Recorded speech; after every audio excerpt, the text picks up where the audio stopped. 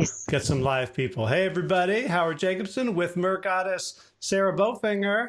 Ooh, Ooh, hello. hey.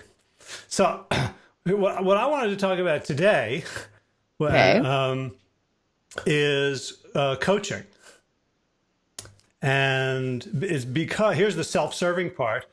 Kevin and I are starting another run of the WellStart Coach Training Program in I May. saw. Yeah, that's great. What was Um, like a couple days away. well, a couple weeks, so hopefully we have time to fill it.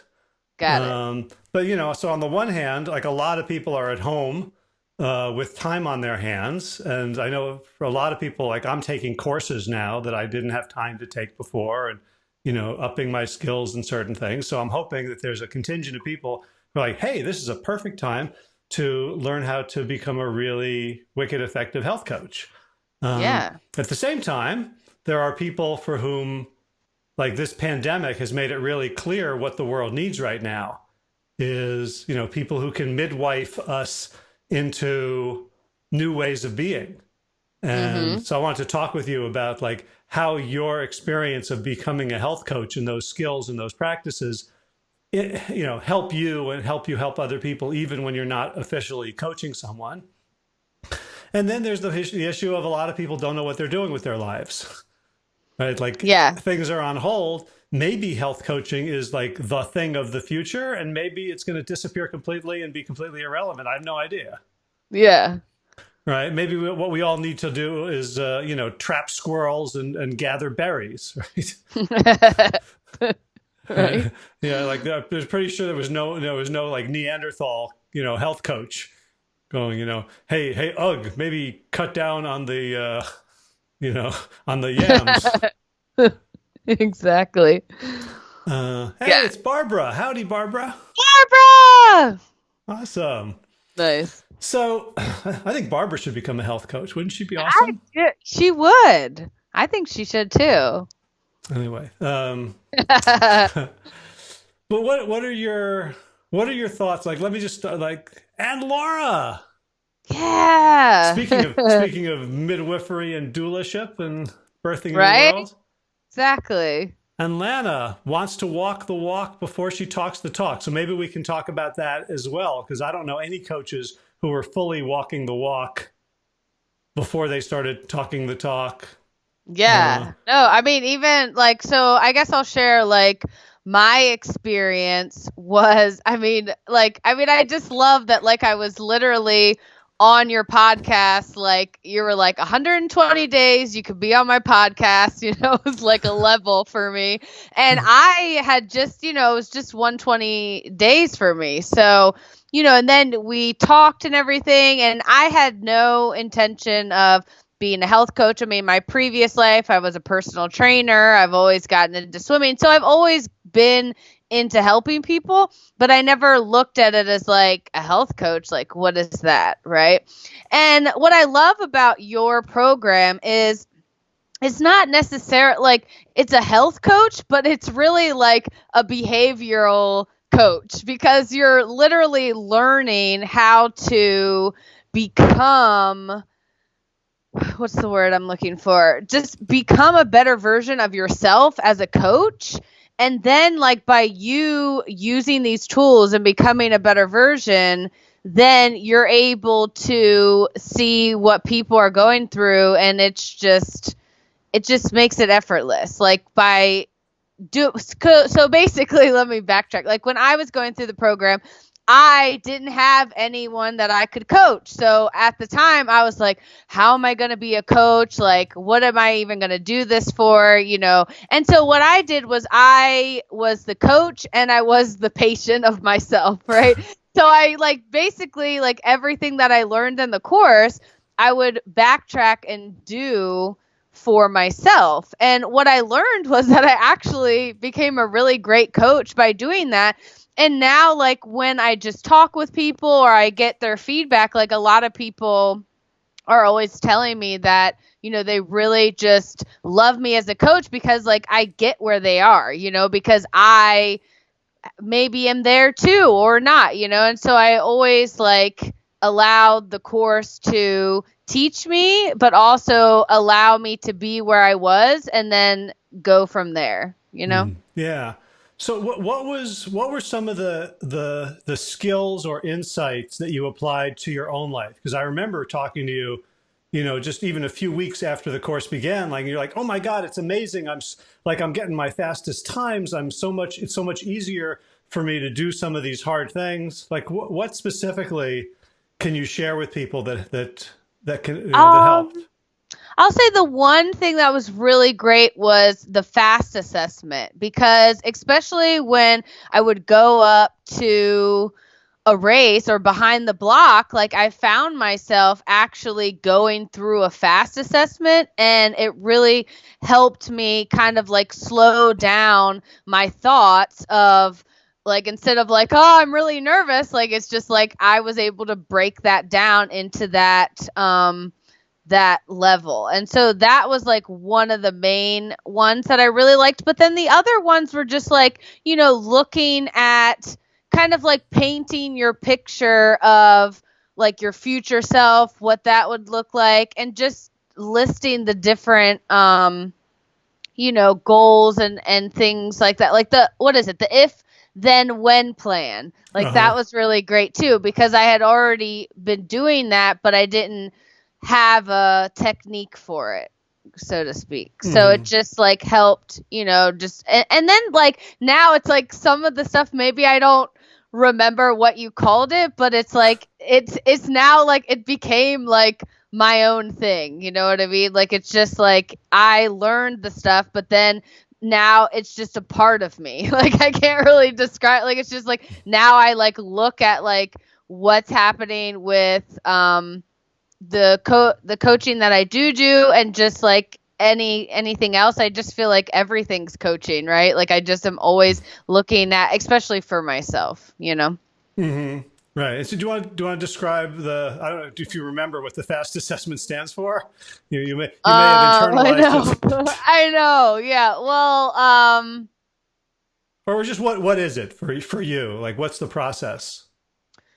for me, it's really just stopping and assessing where I am in that moment. So, a lot of times, like for the fast assessment, like we use it a lot for food, where people are like, maybe they want to eat a bunch of sugar or whatever. And it's like that fast assessment helps them kind of stop and really evaluate what it is they're about to do.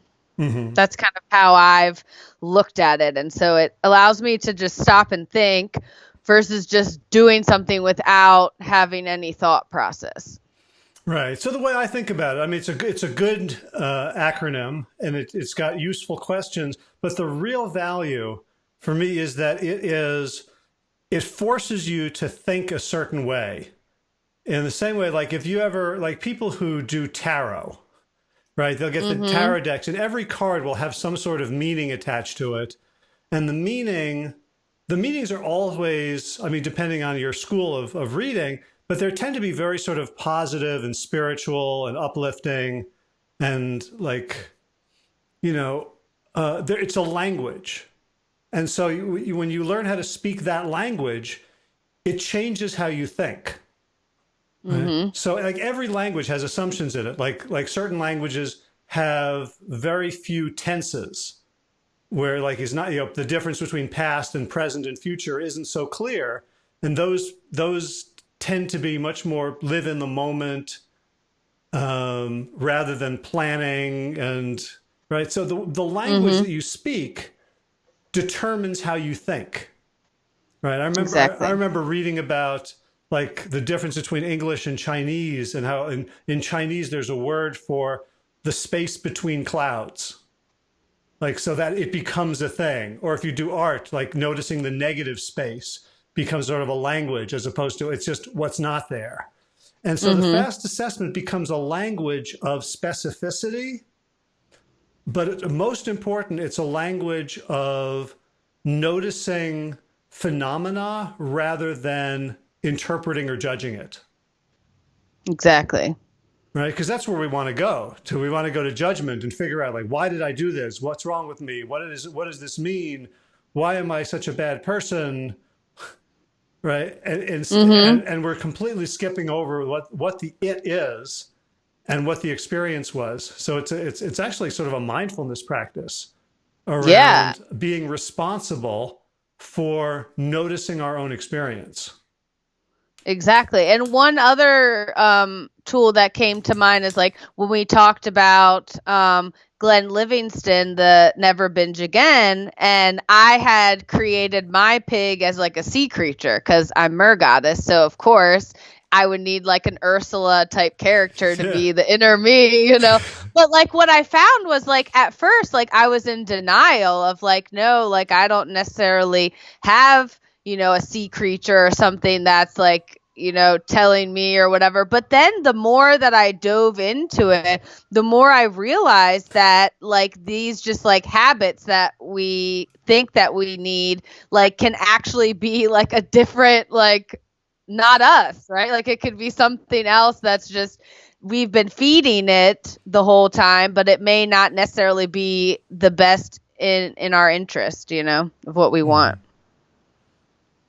Right, and to have these skills. So back to Lana's point about, well, I want to walk the walk first, and I want to lose this weight first. It's really good to have stuff to work on in ourselves, Mm-hmm. right? Not just for practice, but for the kind of deep empathy. Like the best coaching I do is people who are going through exactly what I went through. Exactly. And I remember I was a school teacher for many years, and the subject that I was the worst at teaching was math Mm. because that had been my strongest subject. Right? Wow. It sounds counterintuitive, but it makes total sense. Yeah. Like, Sarah, I don't understand how you don't get this. Right? Whereas the Exactly. things that I've struggled with, the things that I've had to apply to myself, first of all, there's a humility where there's no way to get away with superiority, right? When you Exactly. start working on this stuff, when you're, 40 pounds overweight, then you say, well, you know what? Either it works or it doesn't. Like so much that we learn is sort of like we aren't sure if it's bullshit or not. Like there are so many Mm-hmm. things and techniques that are theoretical. But when you apply it to yourself and you can see, does this grow corn? Right? Exactly. When I do this, does it give me the results that I want? And that way, every coach, there's no two coaches that I've trained who would coach in remotely the same ways. Right? Mm-hmm. It's because they alchemicalize it with their own experience. So I love Exactly. I Yeah. love Because when coaches come in with their own struggles. exactly. And I mean, I remember when I first like joined, like I wanted to be like Howard. I was like, I have to coach like Howard, and then you would even give me some like feedback, but then you were just like, why am I like, what is this? Like let me like this is how she is and this is what, how it's gonna be or whatever. And then I was able to develop my own style of coaching. Like you said, there's no one coach fits all. Like everyone is going to benefit from each person because of the different experiences and because of the different ways that they are able to teach. Yeah, and that was a learning for me. I think you were either in the first or second coaching cohort. First You one, were in I the think. first one, right? So I was this was my first time teaching coaching, and I remember giving you some feedback, and some of it I thought was useful and valuable to you, but some of it was like I was stopping myself halfway through and saying, "Well, but it worked. Like I would never do it that way, but it worked." Like that, that was a learning for me as well. Exactly. Yeah, and one thing I wanted to share for Lana is that when I first became a personal trainer, like I wasn't like super fit. I was actually like wanting to lose weight and coach people. And it was the most amazing thing that I did it that way because I was still learning from everyone else and it also helped me become a better trainer in that aspect. And then with the coaching, like it allowed me to unlearn the training stuff, because remember, I wanted to do it for everyone. Like as a personal trainer, like you have this like thing where you just want to like tell everyone what the answer is. And like Howard's like, no, like we don't tell, like everyone figure, let's like you coach them, but you coach them in a way that you're helping them figure it out for themselves, not telling them what they should do. And so that was like the hardest thing for me, because I was just so used to just telling people this is how it worked and this is how it is, but it may not be that way. And it's just a really great way to coach that way so that you learn something from someone else as well. Yeah, I'm working on a book on coaching with Peter Bregman. And so, he's my teacher. So, every time we have a conversation about it, I get more insights from his brilliance. And he was saying like whenever you want someone to change. So it's not a book about being a coach, but about helping other people change. Sometimes when you want them to change as much as they want to change, right? Like your partner's doing something annoying, or you work with someone who's not pulling their weight or something, and you have your own personal reasons for wanting them to change. And what Peter says is like the outcome that you want, if you focus on that, you're going to fail. The outcome you need to focus on is developing their independent capability and ownership. Right. Exactly. So if you're the personal trainer and they're going to keep paying you and they're going to keep showing up and you're going to yell at them to lift this and push that and twist this, as long as you keep doing that, then that works. That's fine. That's a good model. Mm-hmm. But when there's people who, you can't control, or like it's very easy as a personal trainer, you get to tell people what to do, but you can't tell people what not to do. You can't be like, don't eat the hamburger, right? Because that's a 24/7 job. Exactly. Oh, so Lana has a really interesting comment here. It says, I can't get motivated by someone who's overweight, so assume others would not either. It's like a priest giving marriage counseling. So you're thinking that it's hypocritical to not have accomplished it yourself. But that also could be a story that she's just kind of created in her head, that this is my belief, and so it must be other people must have that belief. But what I've learned about storytelling, about myself and things like that, is that the moment that I make a decision that this is how it can be, it changes for so many other people. Like you have no idea how many people that are overweight could use you as an example and say, oh my gosh, like I want to be a health coach now. Like there could be this whole new thing that comes out of it, versus always seeing like this story that you believe, Yeah, and I would say, if you want to lose 40 pounds and you're a health coach and you're not losing the 40 pounds, then yeah, that is an issue of, if not hypocrisy, then certainly lack of credibility. But to be 40 pounds overweight is nothing to be ashamed of. To stay 40 pounds overweight when you don't want to is a very different issue. Right. Yeah. So to say, well, I can't, I have to, this is like recursive. Like I have to do something before I do something, before I do something, before I can do this.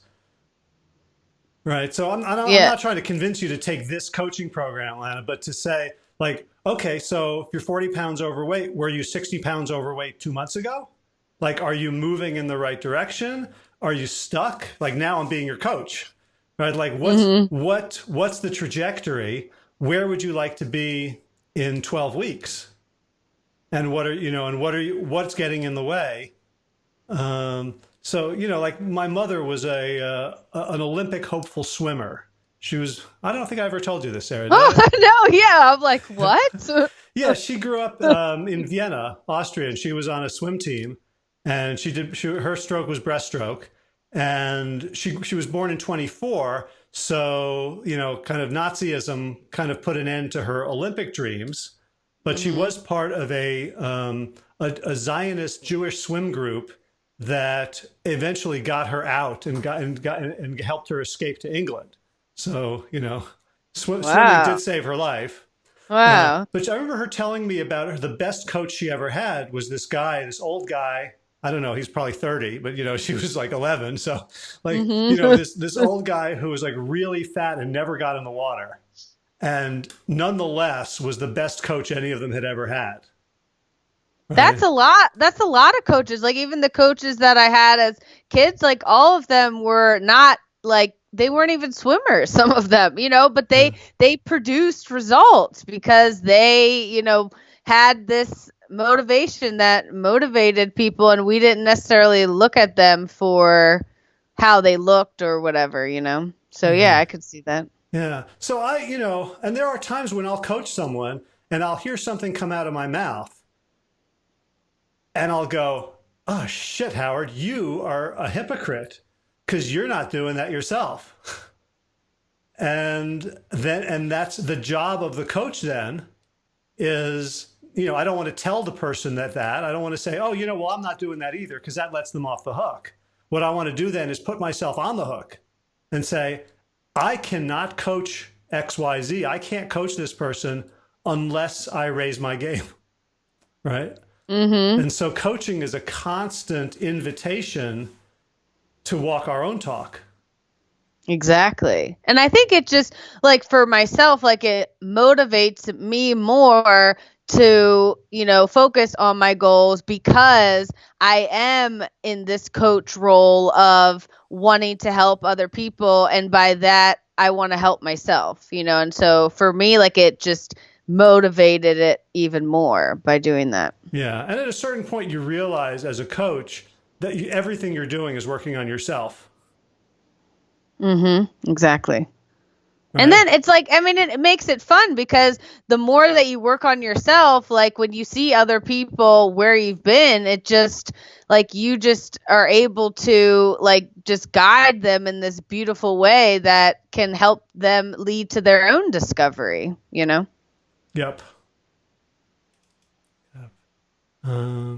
So I hope that helped. Atlanta says, okay, what as 157 was at 188 at heaviest. Okay, so then Huh. the question is, where do you want to be in a month? And so realistically, and what needs to happen in order to get there? So like one of the things, and I think we do this more now than we did. You've taken the course a couple times, so you've seen the evolution, Sarah. Is we do a Mm-hmm. lot more coaching, like live coaching of people who come in with their issues. Mm-hmm. I think Yeah, is exactly. so, Which is great. but what you see is like everybody has issues, Mm-hmm. right? Like if nobody had an issue, I would happily be coached because I've got a giant backpack full of issues, Mm-hmm. right? But I So think that's what makes it great is that when everyone comes in with each individual issue, it makes it a community of people that just have this desire to not only help themselves but help others. And I think that's what makes this particular program really great because there is no judgment, there is no bias. It's just you come as yourself and you learn, and what you take out of it and what you do with it is on you. right, and the thing is like what ultimately like what I learned from Josh Lajani, who's sort of the spark of WellStart Health and of the coaching program, is like the main thing is to get people to be honest with themselves, right? To stop lying to themselves about, well, I'm doing this and I'm doing that, but it's not working. Like to really be willing to take a hard look. And the way we can practice that for ourselves is in the group. Like when people come in, any group you join, you want to make a good first impression, right? So like Mhm. what I'm doing most of the time in my life in social situations is reputation management. Like I want you, Sarah, to think of me in a certain way. And Mhm. and to be a coach, you have to be aware of that and be able to drop it to simply show up as you are for yourself so that you can show up as you are for your client because you're asking them to drop their bullshit. You're asking them to Mhm. let down their mask. And if you don't go first, they're not going to do it. Exactly. And it just allows them to not just see you as a coach, but to see you as them. It's like a mirror. Like, it's allowing for, so that especially when you've experienced similar things that they've experienced, you can feed it back to what it is that maybe they were missing, right? Because a lot of times we don't have people that are constantly like, hey, did you like just reminding you of things, right? And I feel like that's what like a coach can be as well, is just reminding you of the things that maybe you forgot and can keep going. Yeah, it's very unlike a doctor or some other expert, or even like Lana's example of a priest giving marriage counseling. I think it's more like someone who's on their third marriage and really struggling to make it work this time and putting everything into practice and growing and learning and changing. Like, that person I would trust to do marriage counseling, as opposed to the person who got married once and has never had an issue, or pretends they've never had an issue. Exactly. So Barbara wants to know how long the training is. What does it entail? So it's a 12-week program. It entails watching about an hour-long presentation and having the slides for that. That's recorded, and then an hour and a half practicum where we all get together live and discuss both the ask questions about the recorded training, and you share what you've done for homework. And if you're going to you're basically going to be coaching other people for homework. It's not like quizzes and stuff. Right? So no busy work. You're just going to be working with people on various aspects of coaching, discussing what went right, what went wrong, and then group coaching for demos. So that's pretty much what it entails. And you can coach yourself, because when I heard like coaching other people, like, how am I going to do that on my own? And I was able to effortlessly just kind of like, I think even in my writings, I would like write, I was a different Sarah and I was a coach Sarah, and I put different hats on and made it work for my own issues, and it was great. So. Cool. Well, thank you, Awesome. Sarah, Thank you. for going down memory lane with me about coach training. Of course. It's great. And I hope that everyone gets to think about this a little bit longer, and hopefully we'll see you all there. Yeah. And if you want to find out more, just go to wellstartcoach.com. If you want to sign up, we have a 15-minute enrollment interview with me because the group is really important. So nobody gets into the group without, my say so. Imagine some bullshitter in the group would have ruined it, would have kind of made it hard for everybody. So exactly. We weed them out. Only committed, high quality folks. Exactly. So thank you everybody for watching live. And cool. See you on the next one. See you on the next one. Bye-bye. Bye.